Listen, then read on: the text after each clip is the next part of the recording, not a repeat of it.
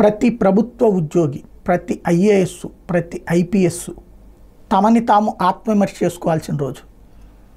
ప్రభుత్వాలు ఏం చెప్తే అది చేయడం కరెక్ట్ అనుకుంటున్నారు. రాజ్యాంగం పట్టించుకోవట్లా, చట్టాలు పట్టించుకోవట్లా, అలాగే నిబంధనలు పట్టించుకోవట్లా.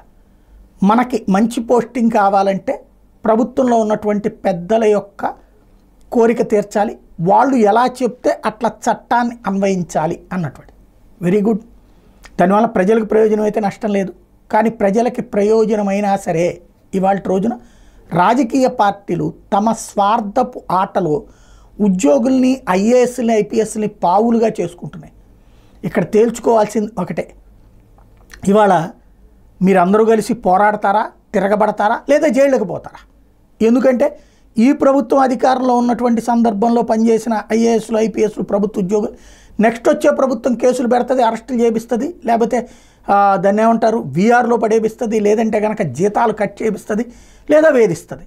అట్లాగే ఐఏఎస్లు, ఐపీఎస్లు అయినా సరే కేసులు పెడతారు, వేధిస్తారు, వెంటాడతారు, జైలు పాలు చేస్తారు. మళ్ళీ ఇది క్రిందసారి వాళ్ళ మీద, ఇప్పుడు వాళ్ళ మీద నెక్స్ట్.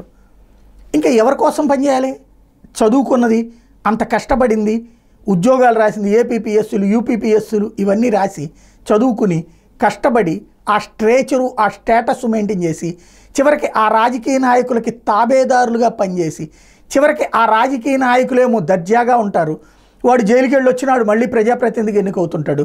మీరేమో జైళ్ళకి వెళ్ళి ఆ జైళ్ళ నుంచి అవమానకరమైనటువంటి జీవితం, సిగ్గుతో తలదించుకుంటూ బ్రతికేటటువంటి జీవితం అవసరమా?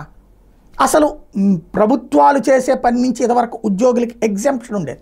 ఎందుకు? ప్రభుత్వ నిర్ణయం తీసుకుంటే అమలు అన్నట్టు. ఇప్పుడు క్రమంగా ఉద్యోగులు బాధ్యులవుతున్నారు, ఉద్యోగులు జైళ్ళ పాలవుతున్నారు. చివరికి ఇందులో రెండు కోణాలు అవుతుంది. ఒకటి, ఉద్యోగి సిన్సియర్గా పనిచేసి అటో ఇటో తేల్చుకోవడం, లేదా రెండవది ఏమైపోతుంది, లంచానికి అలవాటు పడి, అంటే ఎంతో కొంత ఈ మనం పవర్లో ఉన్నప్పుడే మంచి పోస్టింగు, మంచి డబ్బులు సంపాదించుకోవాలి అంటే 100 రూపాయల పనికి 1000 రూపాయల లంచాలు తినేయటం, తద్వారా ప్రజల్ని దోచేస్తాడు. రెండో పక్కన భవిష్యత్తులో కోర్టు కేసులను ఎదుర్కోవడానికి సిద్ధపడతాడు. అంటే అట్లాంటి సిచ్యుయేషన్ వస్తే డెమోక్రసీ నాశనం అవుతుంది, ప్రజలకి ప్రయోజనం ఉండదు. రెండో పక్కన ఈ ఉద్యోగులకు సంబంధించినటువంటి వాళ్ళు ఎవరికి వాళ్ళు, మీరు కష్టపడుతోంది మీకోసం, మీ కుటుంబం కోసమా, సమాజం కోసమా, లేకపోతే రాజకీయ నాయకుల కోసమా?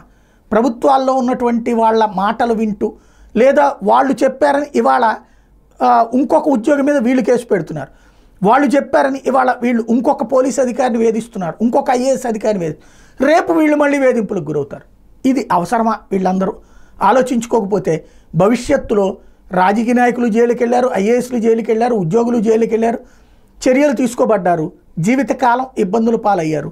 ఎవరి కోసమో తేల్చుకోవాల్సి ఉంది.